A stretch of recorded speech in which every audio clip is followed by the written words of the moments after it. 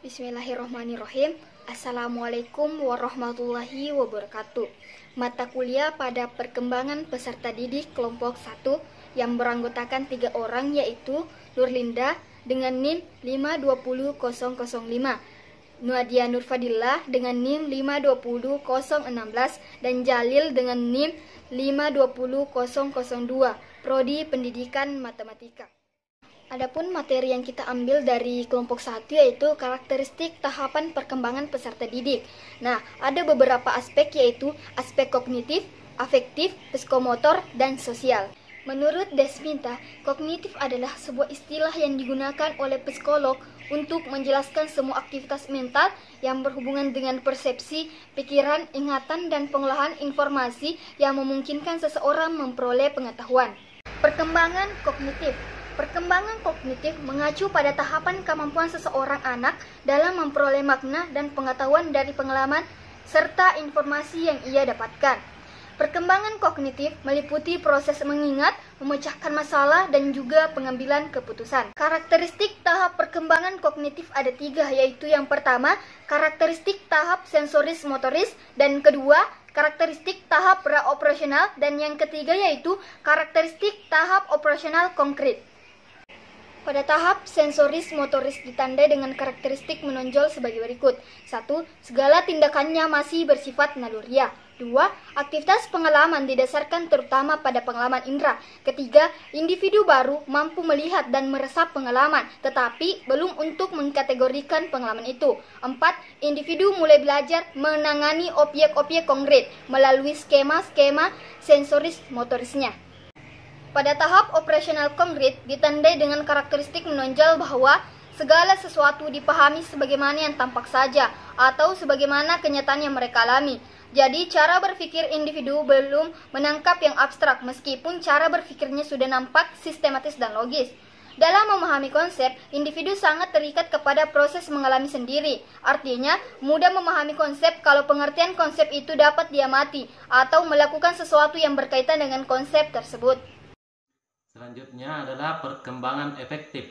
Efektif menurut bahasa Indonesia adalah kenaan dengan rasa takut atau cinta, mempengaruhi keadaan, perasaan, dan emosi, mempunyai gaya atau makna yang menunjukkan perasaan. Karakteristik perkembangan emosi: cinta atau kasih sayang, gembira, kemarahan dan pemusuhan, ketakutan dan kecemasan. Ciri-ciri emosional remaja. Ciri-ciri emosional remaja menurut Behor terbagi menjadi 2. Bagian A, ciri-ciri emosional remaja berusia 12-15 tahun. Pada usia ini seorang anak lebih banyak murung dan tidak dapat diterapkan. Bertingkah laku kasar, ledakan kemarahan, cenderung tidak toleran terhadap orang lain dan membenarkan pendapatnya sendiri, mulai mengamati orang tua dan guru-guru secara lebih objektif. Bagian B, ciri-ciri emosional remaja berusia 15-18 tahun. Memperontokkan remaja merupakan pernyataan-pernyataan atau ekspresi perubahan yang universal dari masa kanak-kanak ke dewasa. Karena bertambahnya kebebasan mereka, banyak remaja yang mengalami konflik dengan orang tua mereka. Sering kali melamun, memikirkan masa depan mereka. Faktor yang mempengaruhi perkembangan emosi. Pada dasarnya, pola perkembangan emosi remaja sama dengan pola emosi kanak-kanak. Hanya saja, penyebabnya muncul dengan memuncaknya emosi yang berbeda. Pada masa anak-anak, ledakan lebih banyak disebabkan oleh hal-hal yang bersifat material konkret. Sedangkan pada masa remaja menyebabkan bersifat abstrak. Misalnya, menjadi marah jika dikatakan sebagai anak-anak. Masa diperlakukan tidak adil atau ditolak cintanya. Hubungan antara emosi, tingkah laku, serta pengaruh emosi terhadap tingkah laku. Rasa takut atau marah, kegembiraan yang berlebihan, kecemasan dan kekhawatiran dapat menyebabkan menurunnya kegiatan sistem pencernaan dan kadang-kadang menyebabkan sembelit. Metode belajar penunjang perkembangan emosi. 1. Belajar dengan coba-coba. 2. Belajar dengan cara meniru. 3. Belajar dengan cara mempersamakan diri. 4. Belajar melalui pengkondisian. Upaya pengembangan emosi remaja dan implikasinya dalam penyelenggaraan pendidikan. Dalam kegiatan dengan emosi remaja awalnya yang cenderung banyak melamun dan sulit diterka, maka satu-satunya hal yang dapat dilakukan oleh guru adalah konsisten dalam pengelolaan kelas dan memperlakukan siswa seperti orang dewasa yang penuh tanggung jawab. Untuk menunjukkan kematangan mereka, para remaja terutama laki-laki sering merasa terdorong untuk menentang otoritas orang dewasa. Sebagian seorang guru di SMA seseorang ada dalam posisi otoritas, dan karena itu mungkin gurulah yang merupakan target dari pemberontakan dan rasa permusuhan mereka. Tampaknya cara yang paling baik untuk menghadapi pemberontakan para remaja adalah: 1. Pertama, mencoba untuk mengerti mereka. Kedua, melakukan segala sesuatu yang dapat dilakukan untuk membantu siswa berhasil berprestasi dalam bidang yang diajarkan. Satu cara untuk membuktikan kedewasaan seorang ialah terampil dan dalam melakukan segala sesuatu. Jika guru menyadari sebagai seorang yang bertujuan untuk mengembangkan keterampilan tersebut pada diri siswa, walaupun dalam cara yang amat terbatas, pemberontakan dan sikap permusuhan dalam kelas dapat agak dikurangi. Bismillahirrahmanirrahim. Assalamualaikum warahmatullahi wabarakatuh. Perkenalkan, nama saya Nadia Nur Fadila. Di sini saya akan menjelaskan karakteristik tahapan perkembangan peserta didik aspek psikomotor. Pertama, pengertian psikomotor. Menurut Ari Kunto, psikomotor berkaitan dengan kata motor, sensori motor, atau perseptual motor. Dengan kata lain, dapat diartikan bahwa ranah psikomotor ini berkaitan erat dengan kerja otot, sehingga dapat menimbulkan gerakan tubuh atau bagian-bagiannya. Gerak yang dimaksud di sini mulai dari gerak yang sederhana sampai yang komplit. Kemudian Hamid menambahkan bahwa psikomotor merupakan ranah yang berkaitan dengan keterampilan atau skill atau kemampuan bertindak setelah seseorang menerima pengalaman belajar tertentu. Ranah psikomotor ini berkaitan dengan aktivitas fisik seperti berlari, melompat, menari, dan lain-lain. Sehingga dapat disimpulkan bahwa ranah psikomotor merupakan ranah yang berkaitan dengan keterampilan atau skill atau kemampuan bertindak setelah seseorang menerima pengalaman belajar tertentu. Selanjutnya itu menurut Mardavi. Menurut Mardavi, kemampuan psikomotor dapat dibedakan menjadi 6 tahap, yaitu gerakan refleks, gerakan dasar, kemampuan perseptual, gerakan fisik, gerakan terampil, dan komunikasi non-diskursif. Kemudian bagaimana cara mengukur hasil belajar keterampilan atau psikomotor?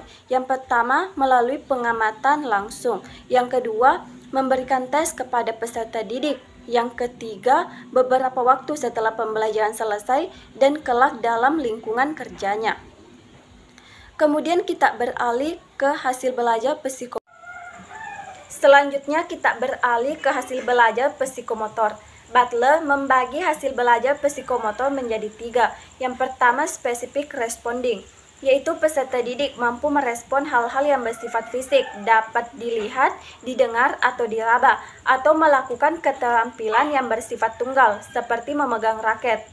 Yang kedua, motor signing, yaitu peserta didik mampu menggabungkan lebih dari 2 keterampilan dasar menjadi 1 keterampilan gabungan, seperti memukul bola. Yang ketiga, rule using. Pada tingkat rule using, peserta didik dapat menggunakan pengalamannya untuk melakukan keterampilan yang kompleks. Kemudian hasil belajar psikomotor dapat dibedakan menjadi 5 tahap, yaitu imitasi, manipulasi, presisi, artikulasi, dan naturalisasi. Selanjutnya kita beralih ke karakteristik perkembangan psikomotorik peserta didik. Yang pertama, karakteristik perkembangan psikomotorik pada kanak-kanak. Usia 3 tahun yaitu tidak dapat berhenti berputar secara cepat dan tiba-tiba, dapat melompat 15-24 inci, dapat menaiki tangga dengan berganti kaki tanpa bantuan, dapat melakukan jingkrak. Usia 4 tahun yaitu lebih efektif dalam mengontrol gerakan berhenti, memulai, dan berputar, dapat melompat 24-33 inci, dapat menaiki tangga dengan berganti kaki dengan bantuan, dapat melakukan jingkrak 4-6 langkah.